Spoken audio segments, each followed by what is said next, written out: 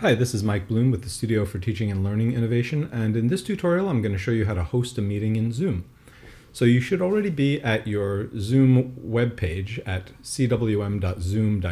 If you need instructions on that, you can take a look at my previous tutorial. But now if you take a look at the top right of the page, I've got some options here: join a meeting, host a meeting, and sign out. So if I want to host a meeting, I'll click on host a meeting, and as I hover over it, I get two options.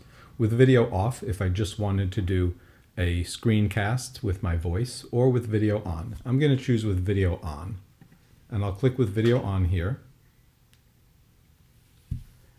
And if I've already got Zoom installed, it will launch. If I don't have it installed, it will ask me to install it. And here you see I'm immediately connected to my meeting. So that's as easy as it gets.